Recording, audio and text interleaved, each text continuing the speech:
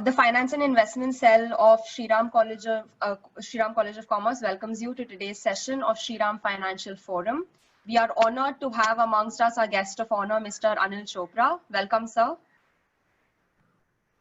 Mr. Anil Chopra is a director in Bajaj Capital Group of Companies, a leading player in the financial planning and investment strategy business. He joined Bajaj Capital Limited in 1984 and has been an instrumental part in expanding the network of Bajaj Capital Limited from 6 to 235 offices and from 60 to 3,000 highly talented human resources during his tenure as a Chief Executive Officer till 2017. His interest in financial planning is intense and profound. In fact, he is the first ever person from the Indian financial services industry to enter the office of FPSB in Denver, Colorado, USA in November 1999 with a dream to bring the concept and profession of financial planning in India. He took keen interest in organizing the first ever association of like-minded companies in India to form a body which later converted and rechristened as FPSB India. A chartered accountant by profession, Mr. Chopra has been widely quoted in multiple financial and general medias on key financial developments in the industry. He is also a certified financial planner. Sir has achieved so much that this list of accolades never ends. Now, I would like to invite our faculty advisor of FIC, Ms. Saroj Joshi, to welcome everyone. Good morning, all. I, Saroj Joshi, on behalf of Finance and Investment Cell SRCC, welcome you all to the session on the topic financial planning, wealth creation, and behavioral issues in investing. It is giving me immense pleasure to have Mr. Anil Chopra, Director Bajaj Capital Limited with us. And I think there could have been no other person better than you to talk about this topic, sir. We are really honored to have you with us. Now, I think everyone is eagerly waiting to listen to you. So I request you to kindly take over the session and enlighten us. Welcome, sir, and thank you, sir. Thank you, Ms. Joshi, and thank you, Vidya, for that kind words and wonderful introduction. And good morning to all of you, friends. We have 1 hour with us, and I must begin, with a confession. Is that when we were asked to be ready for a presentation and we were asked to choose a topic, in fact, we gave 3 topics: financial planning, wealth creation strategies, and behavioral issues in investing. And somehow probably the commas were missing between the 3, so all 3 got clubbed. So that is how the topic today is a very vast one, and actually speaking, each one of them is a separate topic in itself for hour and a half. But now I think, keeping the time limit in our mind, we would touch upon each thing, but we would mostly spend upon the behavioral issues in investing, which I'm sure would be a topic of a lot of interest to the students who have joined here today. And if whenever there is another session and if a request comes, we would love to talk in detail about financial planning and also about wealth creation strategies. So I just wanted to begin with this note so that we are all very clear, because otherwise it's very difficult to cover these 3 vast topics in just under 55 minutes. Now, because of this Zoom environment, we have to interact through chat only, and I would expect all students to be very, very participative and give responses to whatever we are discussing, so that we go back with some takeaways and the entire hour becomes much more fruitful and productive. So can I get some affirmations? We are all ready to get into the journey of behavioral issues in investing. Let me get some. Sure, sir. Sure. Okay, so now when it comes to investing, obviously all of us know that whenever anyone invests in this world, my question would have been that why do people invest? What is it that they're expecting? So obviously you would have given a lot of answers, and the answers would have been correct, but the perfect answer is that people are expecting returns, right?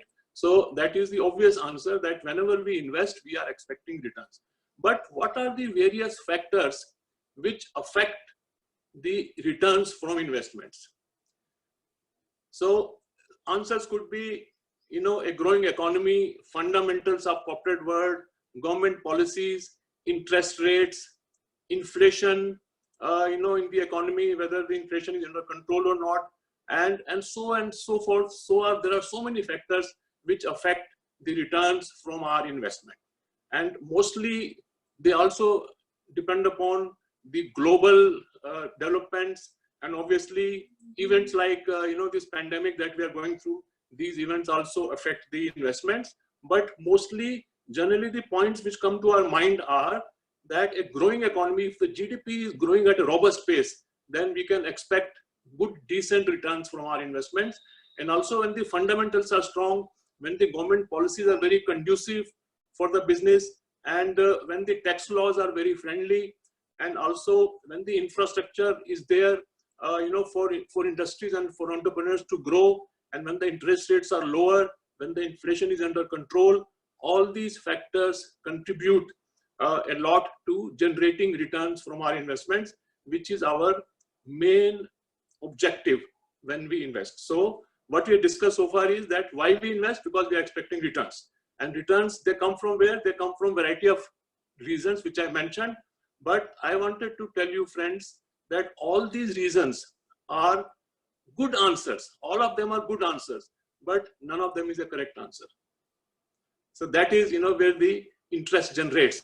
So all these points which I just mentioned, and I'm sure had the chat been open, you would have given similar answers which I just mentioned, that GDP growth, low inflation, low interest rates, government policies, fiscal deficit under control, all these, plus export-led economy, consumption-led economy, demography of our country, all these factors, they contribute to generating returns. But all these are good answers, but the correct answer is missing.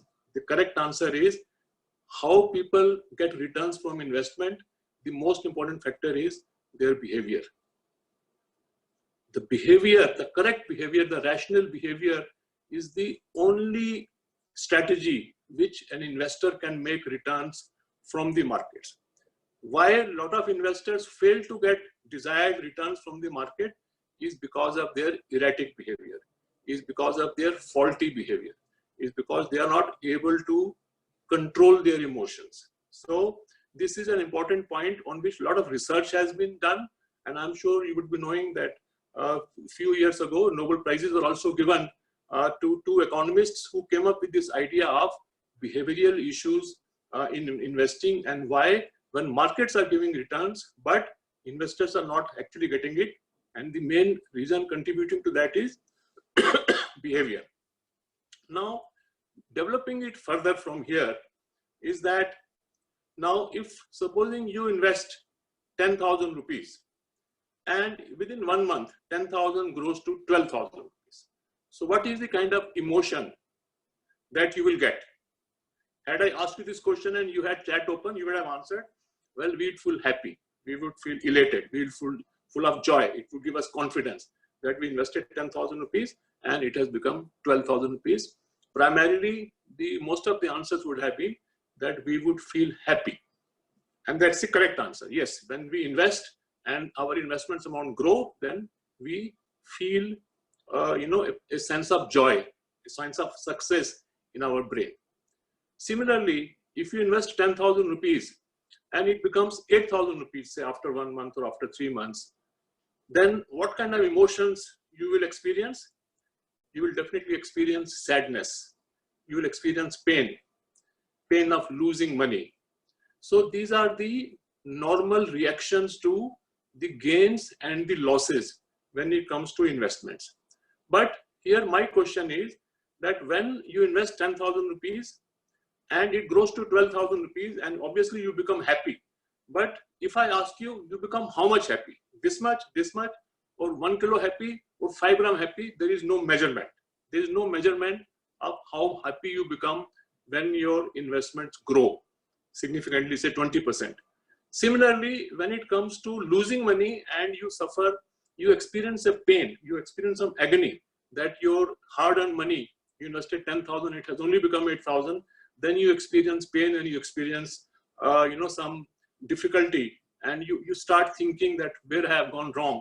So again, if the question is that how much pain you experience, again, there is no quantification of that. We can't express it in any measurement that I suffered that much pain or I'm feeling that much, sorry about it.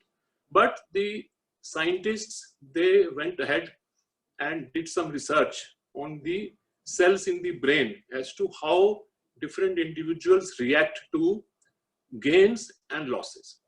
And they found very interesting results, which I would like to share, and it has been scientifically proven. The result is that the intensity of losing 2,000 rupees is double than the intensity of gaining 2,000 rupees. This is scientifically proven, which means that we get happy when we make money, but if we lose similar amount of money, then the pain is double than that of the gain that we make.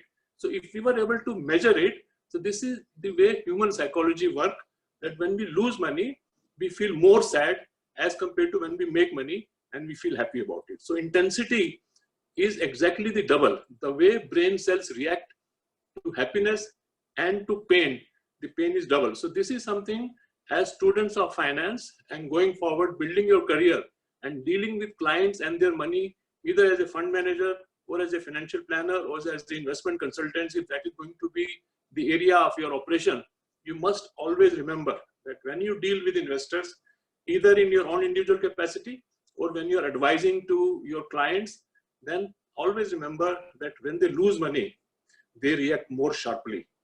Their pain is double rather than when they make money. And this is also a behavioral issue which has been proven again and again, that when people make money from investments, they give credit to themselves as if they are very smart.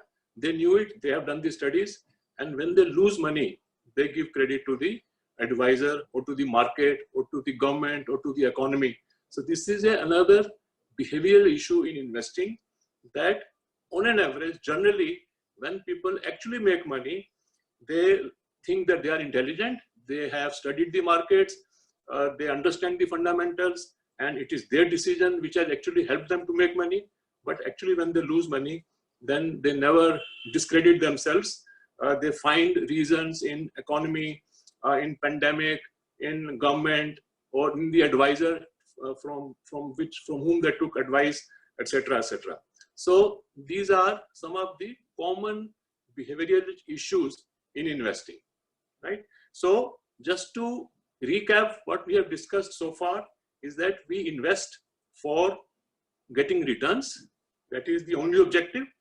And returns are not governed by, mainly they are not governed by the government policies or the inflation or the fiscal deficit or the fundamentals. Returns are in 80% cases a result of the behavior which the investors display in the market. And we'll come in some more details there. And also we discussed that it has been proven that the intensity of pain in losing money is exactly double than the intensity of joy when we make money. And we have to always remember it when dealing with our clients, when dealing with our own emotions. Now, taking it forward, what are the two most popular and common emotions which affect our investment decisions? And I'm again repeating that I'm missing, the interaction part. I'm missing the chats and the answers, because that would have made it much more interesting, but we understand that it's not possible due to whatever reasons. Now, if I were to ask you, what are the two most important behavioral issues which affect in the investment decisions? The two most important emotions, then what are the answers? Obviously, you can't give your answers because the chat is disabled, but I'll tell you now that you might give several answers, but the correct answers are greed and fear. Greed and fear. These are the two most important behavioral issues which actually direct our action when it comes to investing or exiting from the market. So most of us are controlled by these two emotions, and then we end up making mistakes. And I have been telling you from the very beginning that markets give us returns, but we don't get it. Just imagine that if I give you 100 rupees, obviously you have received 100 rupees. It's very simple. That X gives 100 rupees to Y, so Y has received 100 rupees. Similarly, if I give you a pen, you receive a pen. So it's very simple. But when it comes to returns from the markets, that does not come true. Markets give returns, but investors do not get it. If markets have given, say, 16% annualized returns in last 10 years, investors have not got it. Not all, few investors have got it, maybe 10%, 15%, 20%, but 80% investors have not got those returns. And what is the reason? There is only one reason, which is behavior.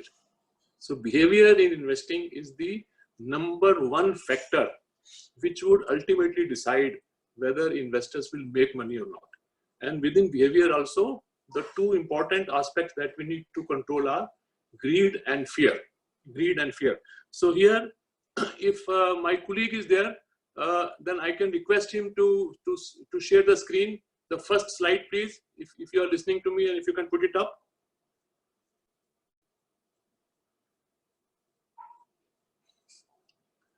The first slide only. Right. Yes. Now this slide, if you look at it carefully, it will explain to you the behavioral issues in investing. If you see here, I have plotted, a particular stock. You can call it a stock or a Sensex or anything. And over a period of 1 year. So we see on x-axis, we see April, June, September, December, and March, which means that we have plotted the prices of a particular stock or a particular economy or a particular Sensex over a 12 months period. So April, it was 20,000. June, it rose to 25,000. September, it rose to 35,000. December, it fell to 26,000. March, it went up to 36,000. So these are normal trajectories. If you will see the graphs of shares, stocks, indices, Sensex, Nifty, you pick up any share or industry in the world, this is how normally the graphs would look like. They go up and down.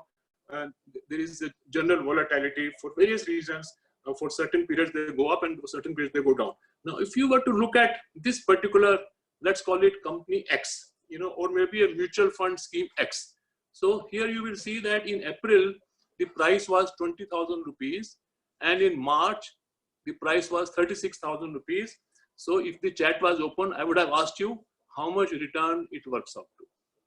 How much return it works out to in 1 year, because the price has gone up from 20,000 in March to 36,000, 20,000 in April to 36,000 in March. So obviously, many of you would have given quick answers that, sir, this is 80% return, very, very robust, because 20,000 has become 36,000. So 16,000 profit on investment of 20,000, which is 80% return, which is obviously, this is an example, so we have to just understand it. 80% return obviously otherwise is very, very good and generally, not available on a regular basis. But let us try and understand this example. And this is a true example. This is a true story which I am sharing. So now you can see that this stock or this economy or this mutual fund scheme has given 80% return. But when the survey was done to know from the investors in this particular scheme, then it was found that 95% of them lost money. Now, this is something amazing. This is something not to believe, that how come a share which has risen from 20,000 to 36,000 in a span of 12 months, generating 80% return, how come 95% of the investors in this stock, they lost money? And now, by now, you would know the reason, because that is the topic of the day. They lost money because of the behavior, because of the wrong decisions, because of the greed and fear. Now, if we see the second slide, the answers would be easy. So, Pankaj, if you can plot the second slide, please.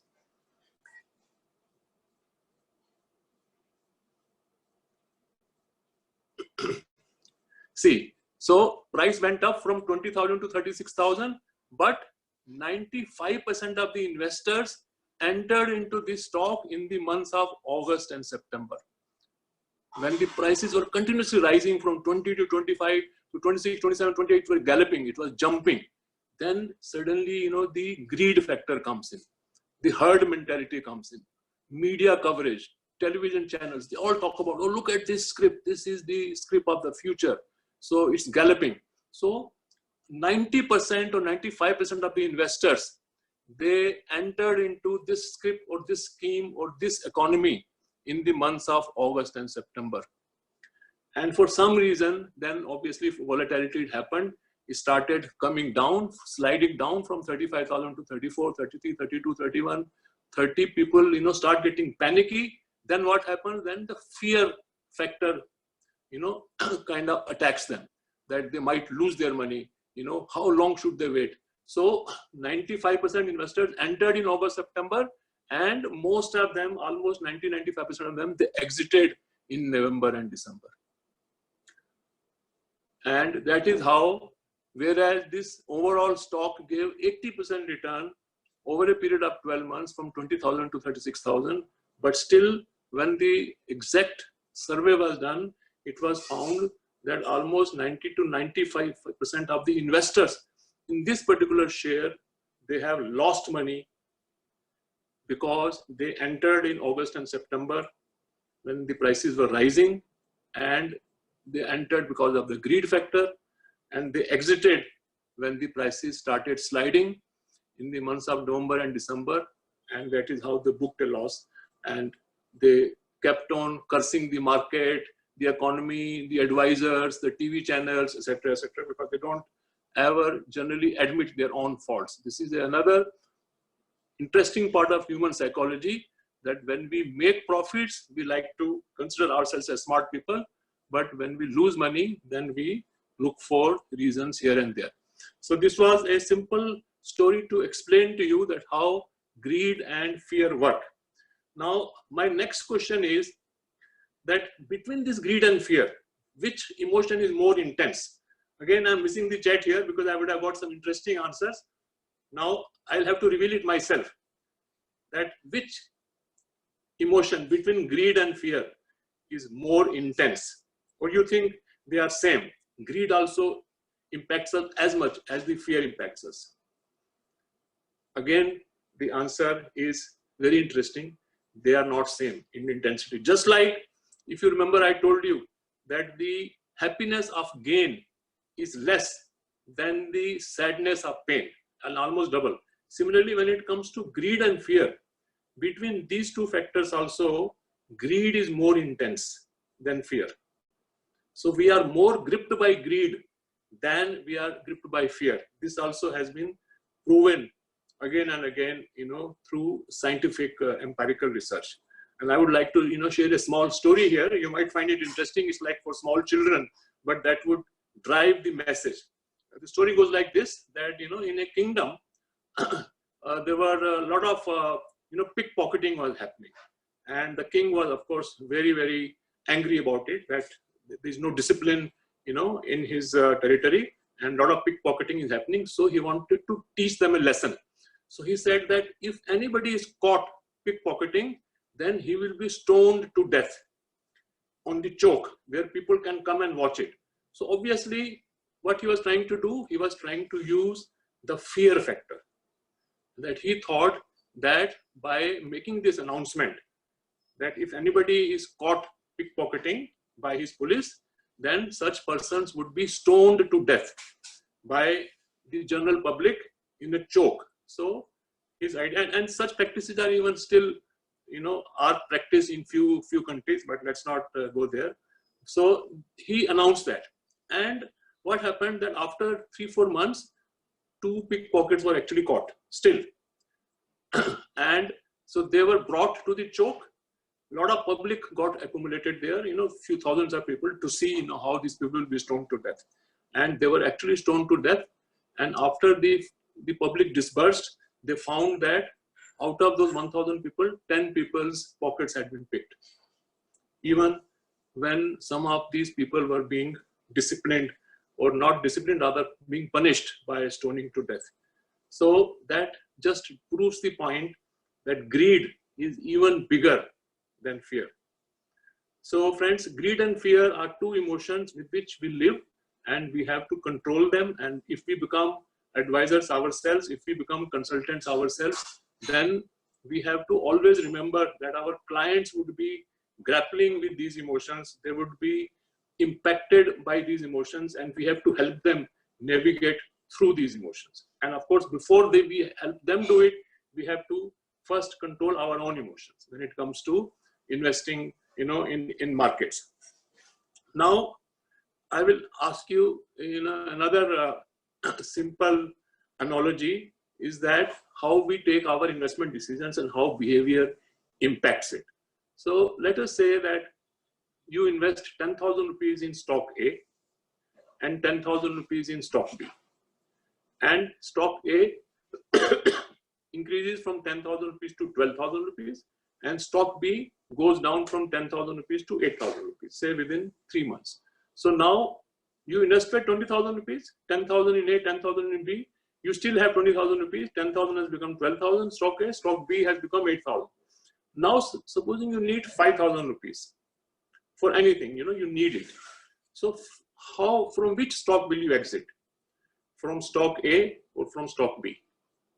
Again, I'm missing the chat because I would have loved to see your answers to this question. Because many of you would have given stock A with the reasons, many of you would have said stock B with reasons, and many of you would have given other interesting answers also, like maybe 50% from stock A, 50% from stock B.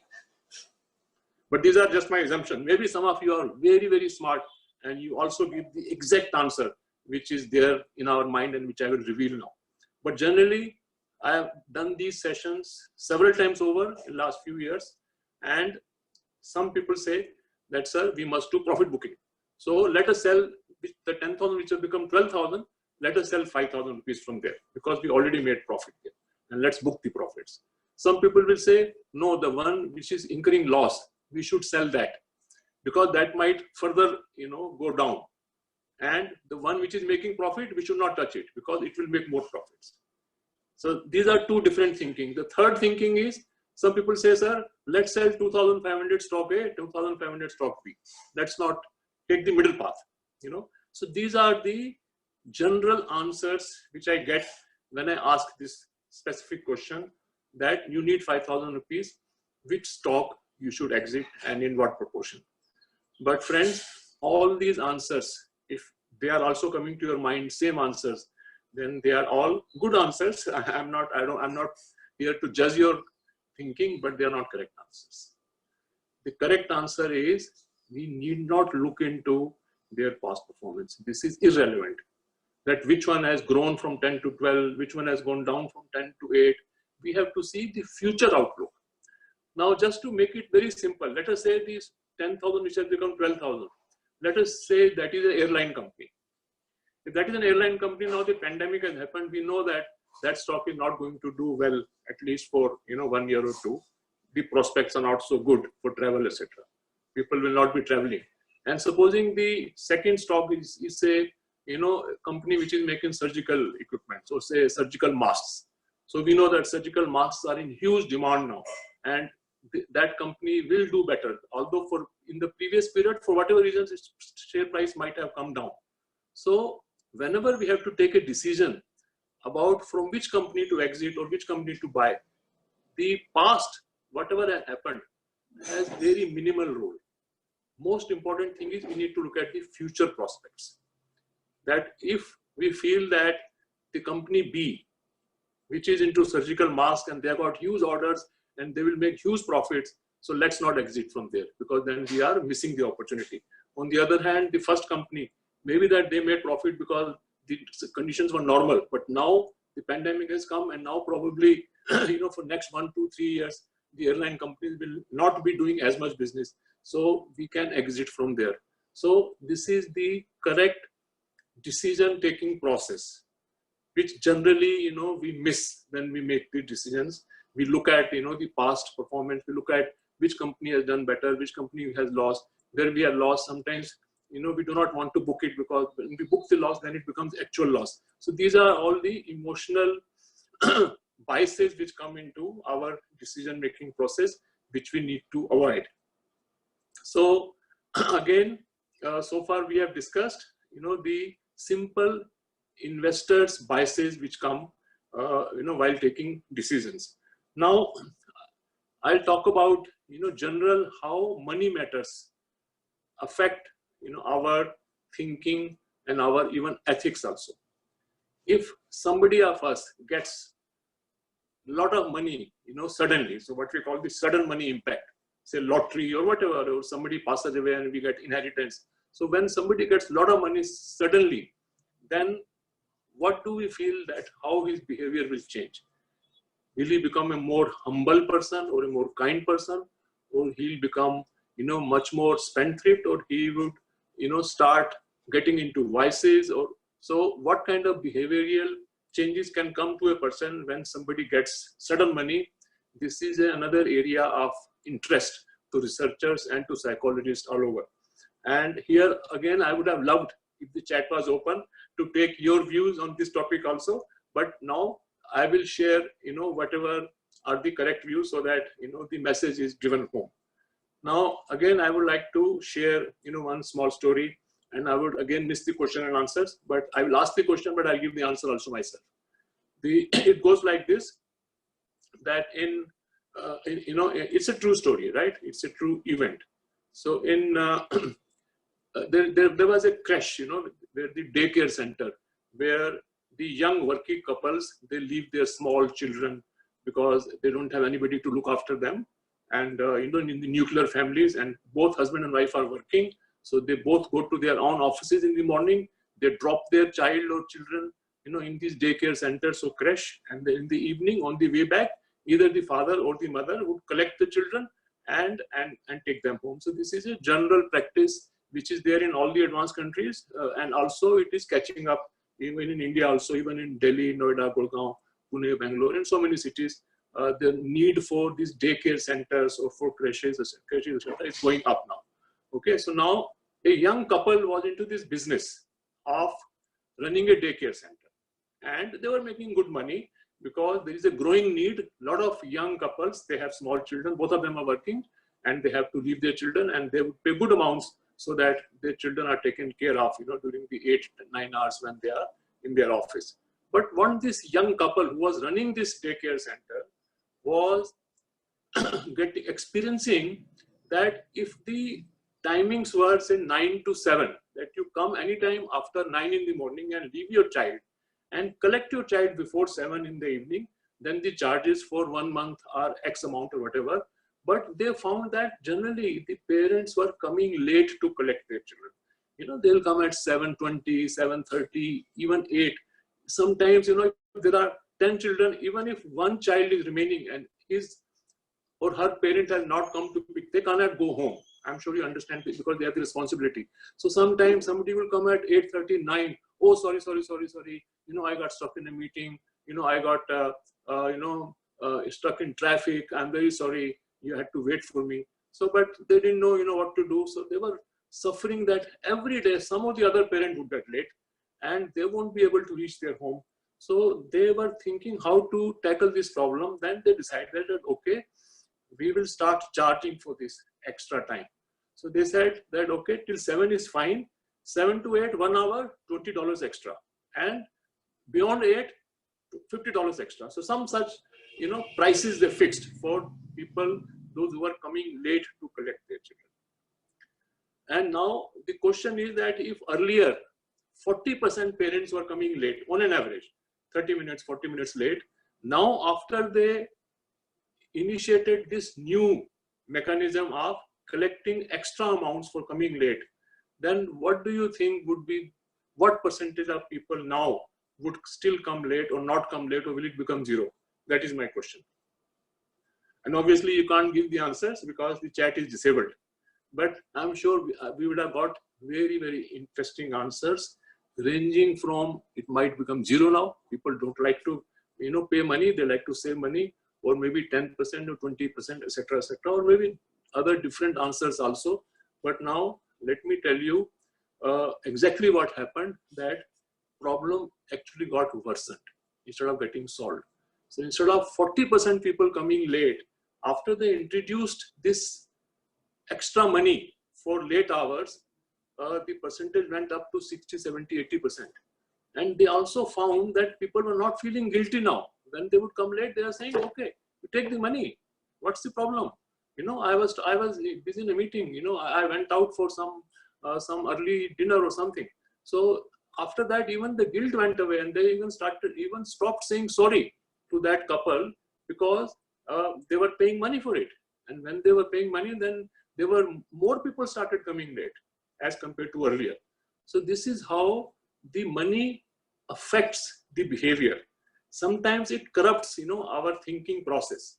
So the human psychology is, brain works like that, money, actually, many of us would feel that people would know that these guys want to go home early, like most of us. And this is just a way of putting the message that please don't come late. But the message is not taken that way once the money matter comes in. Had they requested simply without saying any extra money, probably that would have worked better. But because they tried to bring money into it, the behavior changed. So this was, one example of sharing that how money matters, corrupt our thinking or affects our way of thinking. The second story, which again is similar in nature, but again proves the same point, is that of a village in Switzerland, where if I'm sure some of you, many of you would have visited this beautiful country with your parents, etc. So there, some experiments were being done, relating some atomic experiments, and I'm sure all of you know that Switzerland is very advanced in terms of, some great experiments have been done in the villages in Switzerland, particularly through the tunnels and all. So, but there the rule is that if any atomic experiment has to be done on the periphery of the village, then the local population's consent has to be taken. Without the consent of the local population, the government cannot conduct, any atomic experiment, on the borders of that village, because although they take complete precautions, but still there is a slight possibility, of anything leaking or mishap, etc. So it's part of the rules of the government that they have to take permission from at least 75% of the public adults living in that village. Unless 75% give the permission, government cannot conduct the investigation. So because they wanted to conduct a very important investigation, which was very important for not only for Switzerland, for the rest of the world. So the mayor, he started a poll, and he said that it's a matter of pride for us that that our village has been selected for this experiment, and so please do your voting. And now the voting was done, but when the results came out, the results were only 62%. So only 62% said yes, and 38% said no, that this is not our village. This is not conducive. Maybe that we might suffer, etc., etc.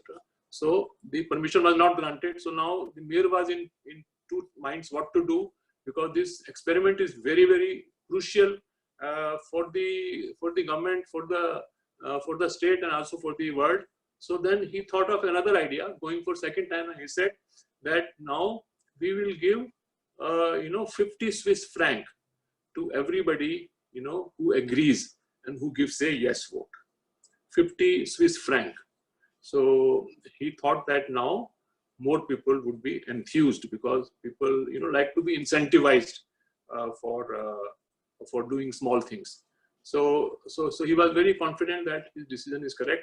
And again, by now you would have guessed that what became the answer. When I ask this question, some people say now 100% people would say yes, because they are getting 50 franc, but that's not the case. Actually, the numbers fell. The numbers fell from 62% to below 50%, because suddenly when the money was introduced, then the villagers or the people living there, their thinking changed, and they said, "Oh, you want to buy, our self-security with money? It's not done. We will not sign on this paper just because you are giving us 50 francs. It's a matter of our own pride." So this is how, the money matters completely change the way we think, and instead of thinking rationally, we start, taking decisions based upon certain emotions. So again, when it comes to investing, behavioral issues in investing, the common analogy that we give is that when the markets have fallen, for example, now currently markets were earlier 40,000, 42,000, then they fell to 30,000, 34,000. Sensex currently it is 30. So everyone is saying that the markets have crashed due to pandemic, and these are not the good times, etc. So people are shying away from the markets. But now, if we look at it the way normally we behave in general circumstances. So for example, if you go to a mall now, I'm sure all the Delhi boys and girls know that today the malls have also opened, after a long gap. So you can get back to malls wearing masks, etc., and maintaining social distancing. But coming back to the example, when you go to a mall and you see a shirt, right in the front of your eyes as you enter, some shop, and you like the shirt a lot, or girls like the top a lot, and the first thing that comes to our mind is to go and check the price tag. That is the human tendency. That the first thing we like to know, what is the price tag? And we look at the price tag and it says 2,000 rupees. And you think in your mind and you say, it's a good shirt, it's a good top, 2,000 rupees, maybe a little extra, not worth it. So you come back. Okay, this is very common that we look at so many price tags and we don't buy it because we feel that either the price is high or maybe we don't need it now. And you go back to the same mall maybe 2 weeks later, and then you see 30% discount. That same shirt is now for 1,400 rupees. And you have loved that shirt. You remember the last time you went and you really liked it and you were looking at it. Now what will you do? You would certainly buy it because you will feel that you may not get this chance again. Same shirt, exactly same print, same color, same pattern. It was for 2,000 rupees, now for 1,400 rupees. So what will happen is not one, you might probably buy two, of maybe different colors or so, because you want to stock it. So this is a perfectly rational behavior. This is how human people must actually take their decisions. But when it comes to investing in stock market or equity markets, the same rational behavior is missing. So people actually buy when the prices are going up, up, up and up. Like I showed you the example, of that on the graph, that all of them went to the market in the months of August and September. And when the prices are falling, that is the time to buy. Like you buy your shirt because it has become cheaper, but you start selling it then. So these are again the simple instances of our human minds not acting rationally when it comes to taking investment decisions, whereas generally we act very rationally. The other simple example is that supposing you want to, your mother asks you to go beta buy 2 kgs of apple from the nearby market. So you go to the market and you ask some apples and he says 200 rupees a kilo. So you want to buy 2 kgs, right? Suddenly your friend tells you, who is next with you, he says, look dear, the next market, just the adjoining market, this morning only, I bought 150 rupees. So you might think, oh, 150 is same. He said, yeah, absolutely same, maybe better than this, same, absolutely same quality. So then you will think, okay, so I'm saving 100 rupees. So quickly you will say, Chiga bhaiya rehne do. You will go to the next market. You will see, same apples for 150 rupees a kilo. You will buy 2 kilos and you will feel very good about it, that you saved 100 rupees. And you will come back and you will tell your mom also about it. But supposing now, similar example, where you are planning to, buy maybe, Apple iPhone or some expensive item. So you go to the mall and you're looking at it and say it is 70,800 rupees. And suddenly your friend tells, oh, in the next market, I think it is 70,200 rupees. You will think, yeah, 500-600 rupees ke liye kya jana hai wahan pe? So when it comes to, although it is the same thing that you have to walk 100 yards and you will save 500 rupees. But because you are buying something worth 70,000 rupees, so your mind starts working, thinking in terms of, percentage and not absolute. Whereas while buying apples, you walk that 50 yards to save 100 rupees.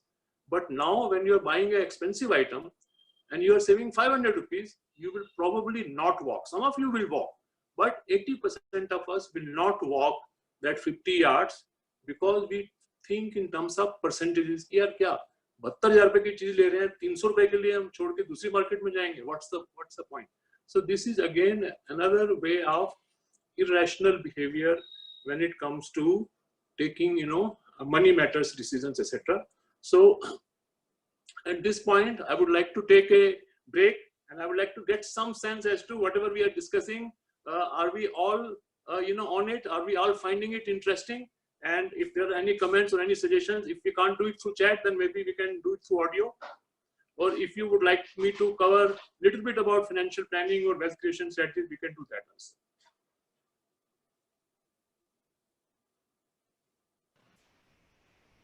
So anything will do. Either we can go ahead with the questions or you can continue with the session, any which ways. Right. But I would still like to get some comments from. Are they all muted, or they are unmuted also? They're currently muted, sir. I'll just get back to you. Just one minute. No, for sure. And if are there any questions which have come to you? Because how would Yeah, I yeah, get questions? sir, we do have questions. Do I ask them? Because we sent across registration forms and people had entered their questions over there. Right, sure. So because I think we are already at 19 past 12, so we have only 11 minutes to go. So I think it's important that we cover a few questions also. But obviously, I can definitely talk about some thumb rules when it comes to financial planning and wealth creation strategies. Obviously, they require a full session of 1 to 1.5 hours to 2 hours.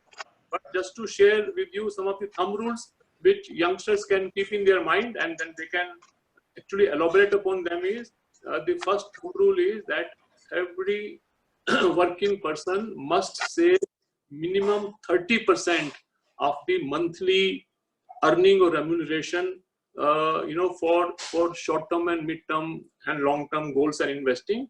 So if you are earning 1 lakh of rupees, you must save 30,000 rupees. If you are earning 5 lakhs of rupees, you must save 1,50,000. This is the bare minimum amount which everyone should be ensuring to save and invest out of the monthly earnings, so that all your goals which come during your lifetime are considerably comfortably achieved. That is the first thumb rule. That is minimum. Higher it is, better it is. What are the common goals that come our way? The common goals are self-marriage, which obviously in our Indian conditions, it is taken care of by our parents. So generally, we don't have to financially save for our own marriages in most of the cases because our parents take care of it. But in Western society, self-marriage is also an important goal. Then the next big goal which comes is the higher education expenses of the children, which is a big financial outgo. And then the next is children's marriage, then retirement planning, buying a car, buying a house, buying a bigger car, buying a bigger house, and then globe-trotting, traveling around the world, and leading a comfortable lifestyle after retirement. These are some of the 5-7 common goals which the overall world in every country, whenever the questions are asked, these are the answers which people get. Now, in order to ensure that all these goals are met as part of your financial planning, one needs to follow some wealth creation strategies. And the thumb rule number 1 is that 30% of our monthly earnings must be saved. And where it should be invested? It should be invested for investments also. There are some thumb rules which over the centuries, people are following it. The first thumb rule is that there are 4 options where we can invest our savings. These are debt, equity, gold, and real estate. So I'm sure all the students of finance know already about it. Debt, equity, gold, and real estate. These are the 4 options where we can invest our savings. That 30% savings minimum which we are making from our monthly earnings. Now, how much to invest in debt, how much in equity, how much in gold? The thumb rule for that is 100 minus your age should be invested in equity, which means if you are 30 years of age, then 70% of your savings must go into equity. But if you have advanced in age, if you are 50 years, then only 50%. If you are 70 years, then 30%. And even if your grandpa is 80 years today, even he should be investing 20% of his total savings or accumulated funds into equity, because he can also hope to live up to 100, 105. So 100 minus your age should be invested in equity. 10% should be invested in gold or commodities. So 10% gold is something which is evergreen, has been there in our society for a few hundred years, whereas the stock markets and all have come in only last 100 years. But gold has always been there as yellow metal, and people love it. It protects us, from inflation also. But here, not more than 10% should be invested, and less than 10% also. So 100 minus your age in equity, 10% in gold, balance in debt. That would include, your bank fixed deposits, public provident fund, corporate debentures, bonds, etc., and savings account, etc. So this is how you should divide your portfolio of 100 rupees into debt, equity, and gold. And if somebody's overall financial portfolio is in excess of 5 crores of rupees in Indian terms, which is $700,000 US, if you want to know it in dollars, then only one should consider investing in real estate, because real estate is not everybody's cup of tea as far as India is concerned. To begin with, also you need 10, 20, 30, 50 lakhs of rupees. So these are some of the thumb rules. And the other thumb rules as important part of financial planning are that we all must have a health insurance plan, and particularly during the COVID times, we have learned and read in media that how people are suffering because huge amounts of bills are being raised for medical treatment, etc. So minimum 5 lakhs of rupees for a young couple and 10 lakhs of rupees for family where the dependent parents are also living with the young couple. Again, these are the bare minimum requirement as part of financial planning principles. 5 lakhs for young couple, 10 lakhs for family floater. And then when it comes to life insurance as protection, which is another pillar of financial planning, one must have a coverage of 7 to 10 times of the annual earnings. So if somebody's annual earnings are say 10 lakhs of rupees, then he must have a life insurance of 1 crore. If somebody's annual earnings are 50 lakhs of rupees, he must have a life insurance cover of 4 to 5 crores, which is 7 to 10 times of your annual earnings must be the life insurance cover or a term insurance plan. And apart from that, as part of the financial planning principles and wealth creation strategies, we all must consider to have a NPS, which is the new pension system or the national pension system, which was announced by PFRDA a few years ago. And it's available to every Indian. Every Indian means even those who are say shopkeepers, businessmen, self-employed, and even those who are employed with MNCs, with government, with local companies, with private sector companies. So every Indian citizen is entitled to open an NPS account where he not only saves tax while he is contributing, but also he gets lump sum amount when he retires at the age of 60 or 65, and then thereafter he gets a fixed amount as pension lifelong. Whether he lives up to 85 years or 90 or 110 years, he gets a monthly pension, fixed amount for rest of his life. So NPS as part of retirement planning is again very, very important, integral part of a person's financial plan. So financial plan would include 30% savings invested into 100 minus you raise into equity, 10% in gold, balance in debt, 5 lakhs minimum health insurance for couple, 10 lakhs for couple with parents, and life insurance coverage 7 to 10 times of your annual salary, and NPS account investment so that you take care of your pension and retirement planning. So this is in a nutshell, in a small capsule, that how we should look at the various financial goals that most of us have. So I think we are getting close to the end of the session now. So would you like to answer any question, or do we? Sure, why not? Why not? If the questions are shared and if the questions are they should not be very specific to one person. If it is like that, then we would like to connect with that person. Or if the questions are of generic use and are relevant to the topic that we are discussing, we would love to look at them and give our views. Okay, so because 2-3 questions were asked by many people, so we'll go ahead with those. Yeah. So credit rating agencies have failed in multiple ways in the past, and even after its numerous setbacks, people still tend to rely on them, right? So is there any way in which these credit rating agencies can be regulated in a better manner, or is this problem something that's just inevitable? Right. So yes, very, very pertinent question, and many of our investors in our country are suffering in the hands of some of these decisions which they take basis the ratings given by the credit rating agencies. So there is a big question mark on the credibility of the 3 or 4 or 5 credit rating agencies which we have accredited in our country. I'm sure all of you know that credit rating agencies are also regulated by Ministry of Finance through SEBI, but there have been some lapses because we have seen the credit ratings falling from AAA to straight away to default, in very short span of time, which is generally not possible. The way it functions is that it must come from AAA to AA plus, then to AA, then to AA minus, then A plus, then A, then A minus. But we have seen several instances where the credit ratings have been, reduced straight away from AAA to B or to even sometimes default credit. That essentially points out to the gap in the functioning abilities of the credit rating agencies and the way they have been, performing their duties. So what is it now for the investors? They should not blindly rely only on the credit ratings given by the credit rating agencies. They also must look at the other factors. We always say that once you are choosing an investment, as part of your portfolio, you're putting your hard-earned money there, then you need to look at 4 or 5 different factors minimum.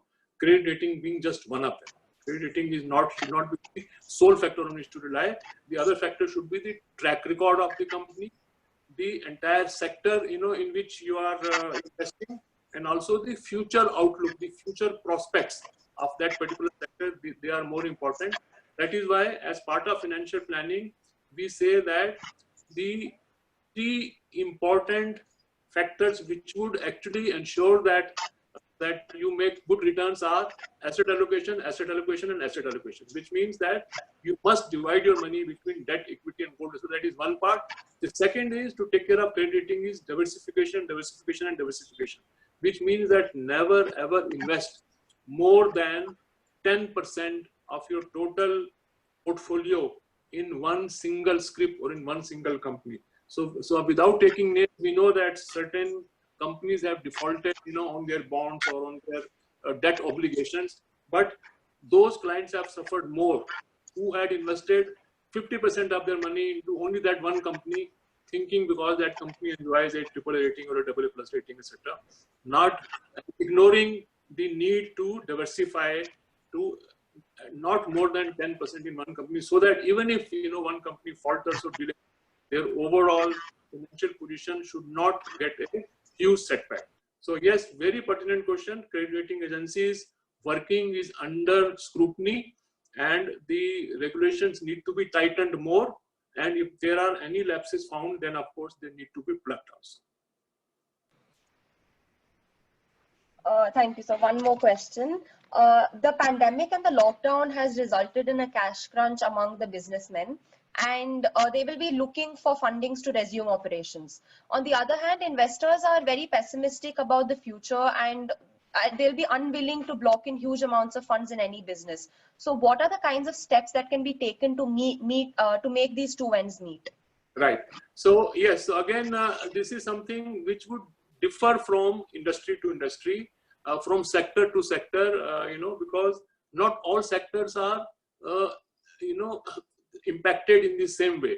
So for example, all of us know that the pharmaceutical industry, to which all eyes are waiting, for any respite from this pandemic, they are all doing well. They are stepping up, their research, and a lot of drugs are being consumed, which people feel that can give them some relief.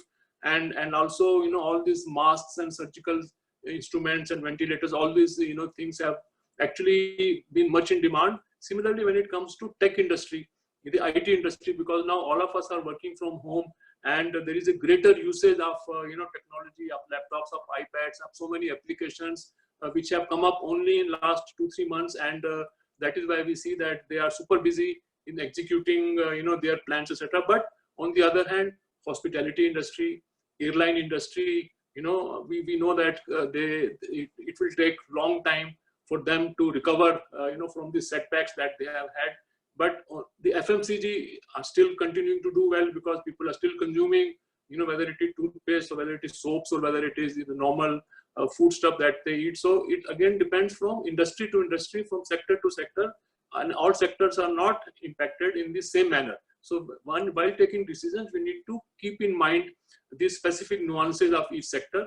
And when it comes to investors, you should not be, again, I'm going back to the topic which I covered in some detail in the beginning, which is fear and greed.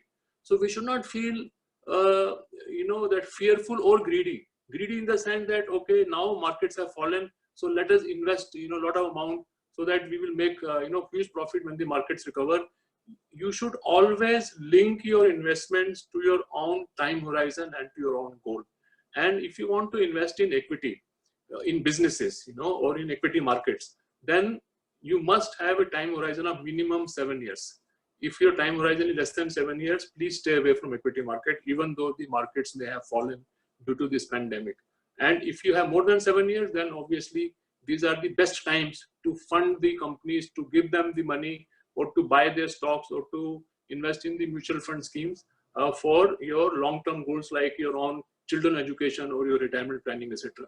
So always follow the principles of financial planning, and do not look for tactical things that, okay, now markets have fallen, let me quickly buy this share, that share, or Now, when it comes to companies, those who are getting impacted, obviously they have to redraw their business plans. They have to ensure, that their bare minimum working continues. They continue to pay, their employees, their key employees enough salary so that their business does not collapse, etc. So for each industry, it is a different challenge, and they have to accordingly. If it is a new company, unfunded, then they are finding it difficult. But old companies with a lot of reserves, cash reserves, etc., can actually pull along very well for 3 to 6 months and then come out of this situation and then start their growth journey once again. So it will depend from sector to sector, from industry to industry. Okay, thank you so much, sir. And we're really sorry for the chat option not being available to you. Yes. Yeah. So as the session draws to an end, on behalf of the Finance and Investment Cell of SRCC, I would like to thank you and extend my heartfelt gratitude to Mr. Anil Chopra, who took out the time and from his schedule and shared his insights with us. I would also like to thank Ms. Saroj Joshi for all her support, the professors of SRCC, and all in attendance for today's session. Thank you so much for making this such a success. And I would like to invite Ms. Saroj Joshi for the vote of thanks. Thank you so much, Anil sir. It was such a wonderful and a knowledgeable session. And I think it has benefited all of us in some or the other way. One important takeaway which I'm going to take is definitely ignore the emotional thing when you are investing, because I think this is a one thing which actually doesn't help me to earn more returns in the market, because when it goes up, I feel it will go even further up. When it goes down, I will go further down. So I think one thing which I'm going to learn today is I'll try to stop my emotions come in between my investment decisions. Thank you so much for such a wonderful session and for sharing your thumb rules for investing. It was really a wonderful session. Thank you. I would also like to thank my FIC team for organizing the session and all the participants for attending the session and being with us. Thank you, sir. And maybe in some other future time period, we would like to have you again with us to take up the other topics. Definitely, and with chat option. Yeah, definitely, sir. Actually, chat option can be enabled before we start the meeting. So after the meeting, it was not possible. Okay, no, that I'm sure students would have loved it much more had they interacted. Yeah. Then, but obviously, there's always a next time. Yeah, definitely. Next time we'll have the chat option enabled, or maybe we can have a personal interaction. We could invite you in the college itself. Would love to. Thank you, sir.